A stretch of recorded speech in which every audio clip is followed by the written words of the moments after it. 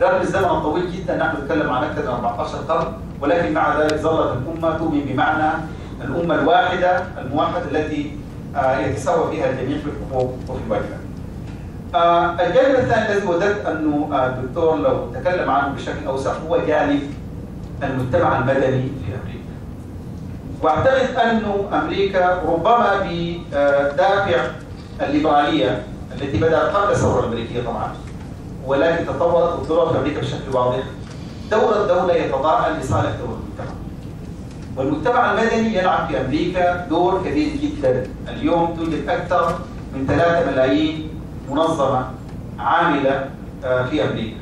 المجتمع المدني سنويا في أمريكا يجمع حوالي 3 تريليون دولار من تبرعات أخرى. أكثر بلد فيها شعب يتبرع بوقته وماله للعمل العام في الولايات المتحدة الأمريكية. أنا توددت أنه الدكتور يتكلم أكثر، لأنه تقريبا في تقديري أن واحد من أسباب نجاح التجربة الأمريكية هو نشاط وفاعلية وديناميكية المجتمع المدني. اسمح لي أن أختم فقط بسؤال، وأنا أسف لو أطلت في حديثي، يتعلق بالدستور. يعني الدكتور تكلم عن الدستور الأمريكي الآن تجاوز 200 سنة، خضع لتعديلات، ولكن ظل الدستور الأمريكي هو الدستور الأمريكي موجود. نحن فشلنا فشل ذريع جدا في قضايا الدساتير في العالم الإسلامي. إما أنه كثير من دولنا لم تنجح حتى الآن ولم تتوافق على الدستور، أو أنها توافقت على الدستور ولكن يخضع بصورة دورية إلى تعديلات جذرية، بل إلى تغيير المرحلة إلى مرحلة أخرى. ما هي أسرار بقاء الدستور الأمريكي أكثر من قرنين من الزمان موجود، وفشل الأمة الإسلامية في أنها تعمل دستور يكون وثيقة تتوافق عليها الأمة حتى تعيش في نظام كل له حقوق وله واجبات. شكرا. الظاهر هو من أهل مكة التحديات. أسئلة صعبة شوية بس مكة حقتهم. نجي لنقطة مهمة هنا. تفضل. هو أسئلة من الحقيقة مهمة للغاية. أولا هو ركز على التغيير الذي حدث في الولايات المتحدة الأمريكية بعد 11 سبتمبر. لا شك كان في أمريكا أقليات، طبعا مجتمع أقليات في أمريكا، لكن هذا المجتمع الأمريكي كان يعاني من تسلط فئة على فئة واستئثار، ما أقول تسلط، استئثار جماعة على جماعة أخرى. كانت الرئاسة الأمريكية محصورة في دين معين وفي عرق معين، وما نفذ منهم إلا واحد الكاثوليكي كندي وقتل. الأمريكيين طبعا هم ميزتهم التطور دائما، فبعد 11 سبتمبر تأكد وجدوا أن مجتمعهم قابل للانهيار لأنهم يعانون من نقطتي ضعف. النقطة الأولى الضرائب، يأخذ من كل واحد، يعني الضرائب تتراوح بين 20 إلى 80%. والشيء الثاني الأقليات القابلة للتفكك. فبعد 11 سبتمبر غيروا في هذه العملية. أول شيء غيروا في العملية دي إنهم هم حاولوا يركزوا على الوحدة الوطنية. اليوم الثاني وزعوا 6 مليون علم أمريكي على الناس. بعد ذلك إيش عملوا؟ هيئوا بالأفلام أن يكون البريزيدنت أفريقي، فهيئوا الشعب لتقبل ذلك. فالشعب في الأخير تقبل وجاء أوباما وأثبت بأنه العملية ليست للون ولا للدين ولا شيء، وأنه قائد يعتبر من أفضل القادة الأمريكان الذي مروا على الولايات المتحدة الأمريكية. من ناحية المجتمع المدني صحيح، لكن من أين تعلموا منظمات المجتمع المدني؟ نحن نعرف في تاريخ الولايات المتحدة الأمريكية أول من قام بأعمال وقفية كارنيجي انداومنت. هذا كانت هي تقريبا الانطلاقة لمنظمات المجتمع المدني سواء في المجال السياسي أو الاقتصادي أو الاجتماعي أو غير ذلك. الإسلام كان قائما في عصوره على منظمات المجتمع المدني.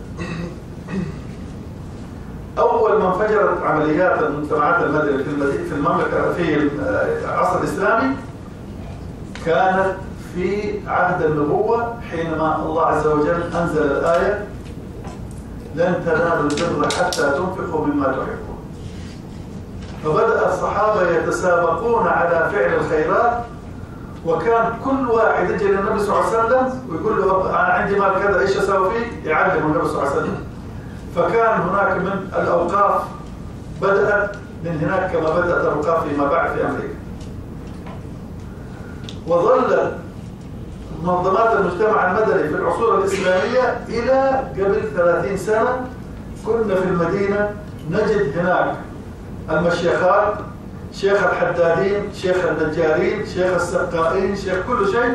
هذا الشيخ مسؤول عن هذه المهنة وغيرها. لكن احنا يعني تغيرت العالم الإسلامي الأحوال، واجهوا الاستعمار، واجهوا التفكك، واجهوا كل شيء. الآن إذا عادوا إلى الشريعة الإسلامية الصحيحة لابد أن يعودوا إلى منظمات المجتمع المدني. وأنا أقول منظمات المجتمع المدني هي الأساس والمرتكز الأساسي في أي مجتمع. من أجل ذلك الولايات المتحدة الأمريكية ستبقى عقودا طويلة بسبب منظمات المجتمع المدني الموجودة فيها، إلا فعلا لتجعل الشعب يشارك في السلطة، يشارك في الرقابة، يشارك في البناء الاقتصادي، يشارك في كل هذه الأمور والبناء التعليمي. وشكرا لكم. عندنا سعادة السفير عادل الألفي، فليتفضل مشكورا. بسم الله الرحمن الرحيم. السلام عليكم جميعا. نشكر وزارة التعاون الإسلامي على استضافة السيد الدكتور أنور أشري هذا المحاضر القيم الذي ما لبثت في جدة سوى 3 أسابيع فقط، وإذا التقيته أكثر من مرة في أكثر من محفل غني بالأفكار، ثري بالموضوعات التي هي مسار النقاش والجدل الدولي. تكلم سيادته فعقد مقارنة بين هجرة أرواد الأمريكان الأوائل وهجرة الرسول صلى الله عليه وسلم وقصص حدثي، وأتفق تماما مع مجلس هذه المقارنة، إلا أنني يعني تسمح لي أن أتحقق قليلا، وهذه ليست نظرة سطحية بل أريد أن أقول يعني أتحقق قليلا في المقارنة ما بين الدستور الأمريكي وما بين القرآن الكريم. ومن هنا انطلق إلى أنني لا أعتبر القرآن الكريم دستورا بالمعنى الحرفي الوضعي الذي أتت به دساتير العالم. القرآن الكريم أكبر من كونه دستور، يمكن أن يكون دستورا بمعنى عام، ولكن هو الوعاء الكبير الذي يمكن أن يستقى منه دساتير كثيرة تلائم كل زمان ومكان، ولعل هذا ما أبقاه 14 قرنا وإن شاء الله إلى يوم الدين.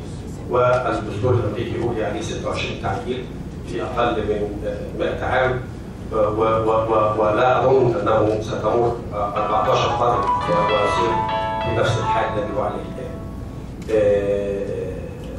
الآن. لا أريد أن أختلف من خلال هذه النقطة مع سيادتكم، ولكني أريد أن أشرح أو أنتقل النقطة التالية، وهي أن الشريعة الإسلامية أو نظام الحكم الإسلامي، أنا أرى في رأيي الشخصي أن لا يوجد شيء اسمه نظام الحكم الإسلامي بمعنى الوضعي الحرفي. أيضا أي نظام حكم يلائم أي جماعة في البشرية يمكن أن يكون نظام الحكم الإسلامي إذا ما راعى زي كما تفضلتم الأوامر والنواهي الإسلامية. وهذا هو عظمة الإسلام وسر بقائه إلى يوم الدين. نقطة أخيرة أحب أن أعلق عليها، يعني كان في نقاط كثيرة كنت أحب أن أعلق عليها، لكن السادة الذين سبقوني استفاضوا فيها فلم يصلح يعني أن تصبح ذات موضوع الآن. النقطة الأخيرة اللي كنت أود أن أسمع إشارات إليها من الزملاء الحاضرين هو كما نركز على أهمية وضع دساتير، وضع أنظمة مستمدة من الشريعة الإسلامية توائم العالم المتحضر اليوم وتستطيع السير في ركابه بل وتسبقه. أريد أن نركز على نقطة هامة جدا لعلها أهم أو لعلها البريريكوزيت لوضع هذه الأنظمة، وهي الإنسان المسلم نفسه. أعتقد أننا نريد أن نركز في إطار منظمة التعاون الإسلامي وفي رابطة العالم الإسلامي وفي كل المنظمات وكل التجمعات مدنية، تجمعات مدنية، مجتمع مدني، حكومات، أي تجمع لابد أن نركز بشكل أكثر على بناء الإنسان المسلم، لأنه هو العماد الذي أولا سيضع هذه الدساتير، ثانيا ستطبق عليه هذه الدساتير وعليه يعول ذلك. وشكرا. شكرا لسعادة السفير المنصف العام المصري. حقيقة أنا أتفق معك في كل هذه الأمور. أولا القرآن الكريم ليس دستورا سياسيا، وإنما هو دستور حياة كما ذكرت للفرد وللعائلة وللأمة ولكل إنسان في حياته. فالله عز وجل حكم مخلوقاته بعدة أنواع. حكم المخلوقات الطبيعية بالقانون زي الكواكب وغيرها، وحكم الحيوانات بالسعي الغرائز، وحكم الإنسان بالسلوك. فالله عز وجل أنزل على هذا الإنسان هذا التشريع، فإن أصاب واتبع فسوف ينال السعادة في الدنيا والآخرة، وإن خالف فسوف ينال الشقاء في الدنيا والآخرة. بالنسبة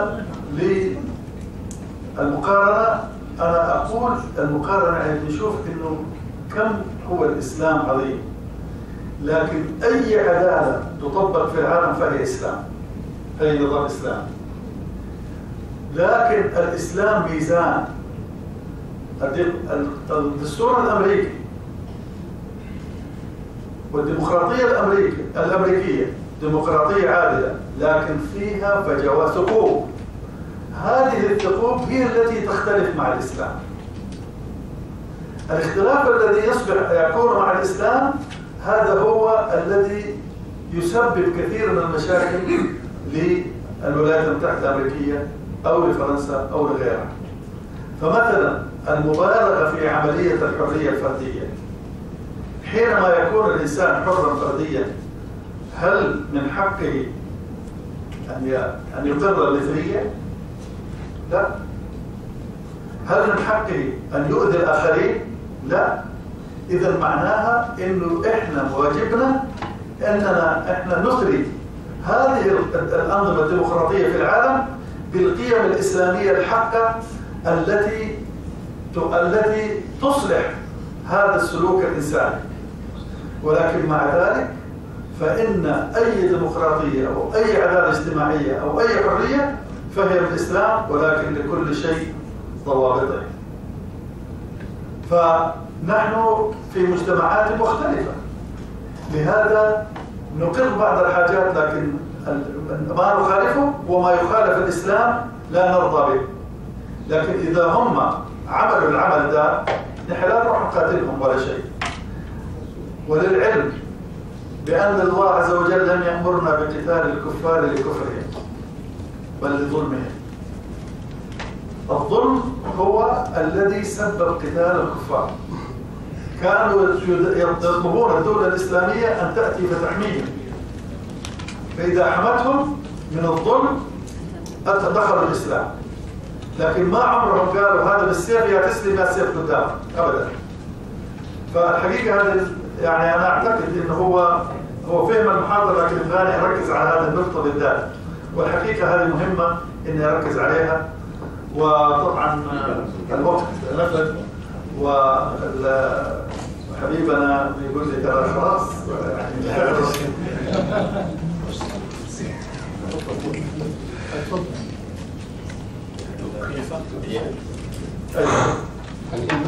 تفضل. بسم الله الرحمن الرحيم. السلام عليكم. في البداية نتقدم بجزيل الشكر للمحاضر الكريم، فبالفعل كانت محاضرة قيمة جدا استفدنا منها الكثير.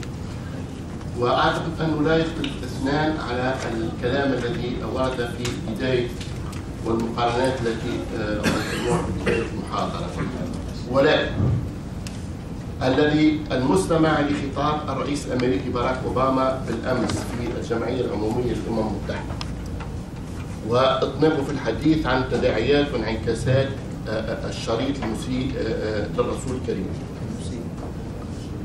فهمنا جيدا وكان واضحا في كلامه أن المجتمع الأمريكي يقوم على قيم الحرية والعدالة وحرية التعبير والتفكير إلى غير ذلك، وأن هذه وصفها بأنها قيم إنسانية، وأن جميع بما أن نحن الآن أصبحنا في قرية صغيرة وفي عالم العولمة كل الناس لابد أن تنخرط في هذا النطاق.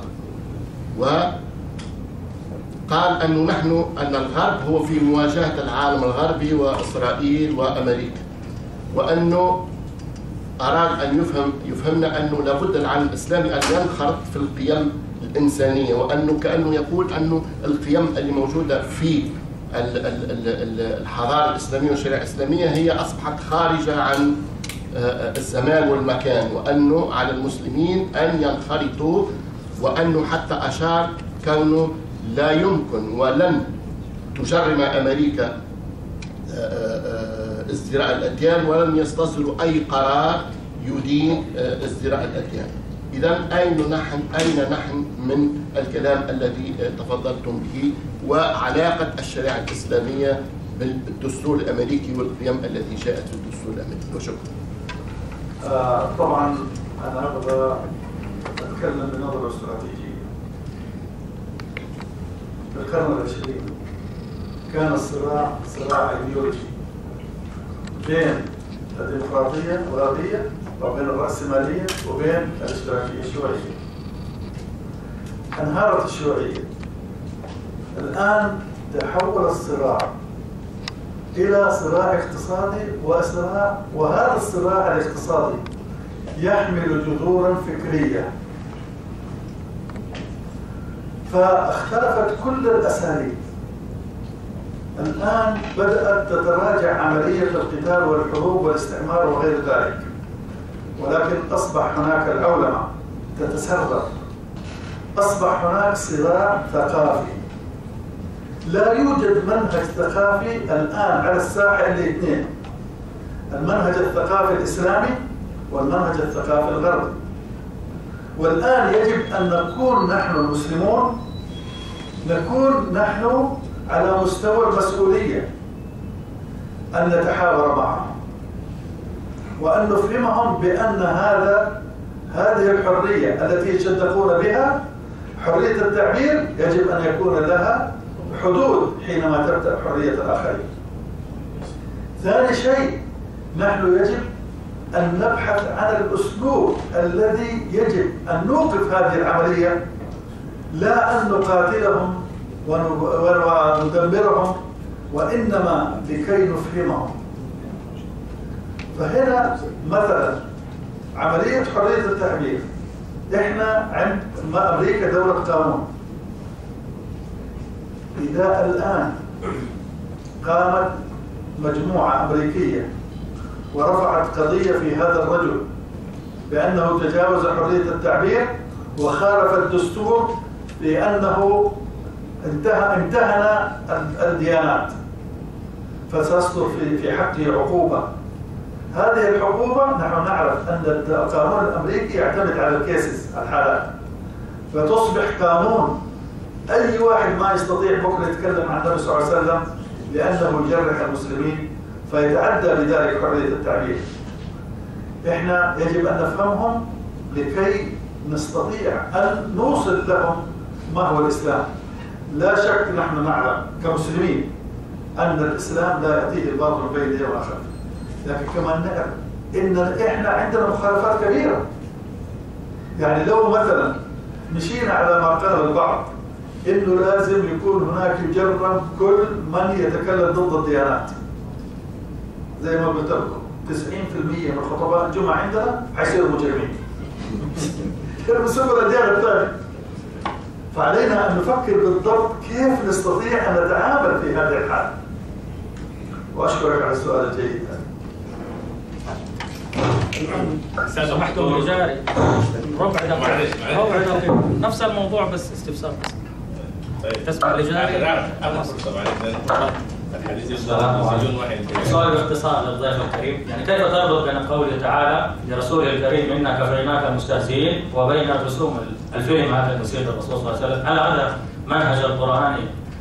هل ما حدث من كذا الفعل يمثل المنهج القرآني المعتدل الوسطي؟ وما هو العلاج القرآني في هذا الأمر؟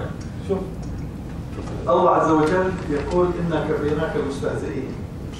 فالله عز وجل كفيل بأنه أي واحد يستهزئ بالنبي صلى الله عليه وسلم الله ينتقم منه، وفي نفس الوقت سيكون هذا الاستهزاء في خير المسلمين، لأن الله عز وجل سوف ينصر المسلمين في هذه الفكرة.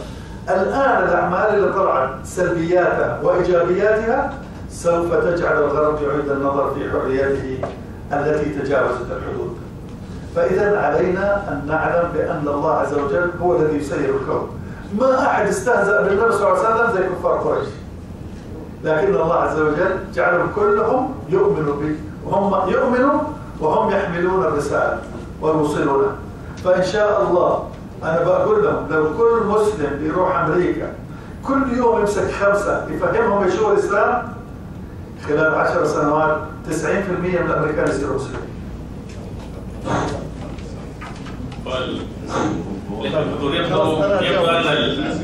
يبقى يسألني هو بعدين.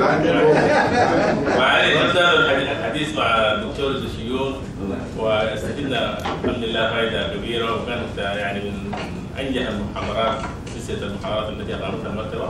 فنحن نقرر شكرا جزيلا للدكتور ونسأل له العافية، ونتمنى أن تتكرر اللقاءات السابقة معه. واسفين لقطعنا الحديث لان يبدو ان الحديث سوف لا ينتهي، لانه لمس اشياء كثيره تشغل بال الناس، وحتى المنظمه نفسها يعني يشغلها حاجز هذه العلاقه بين الغرب والاسلام واسلاموفوبيا ومشاكل كثيره ممكن الناس يخوضوا فيها.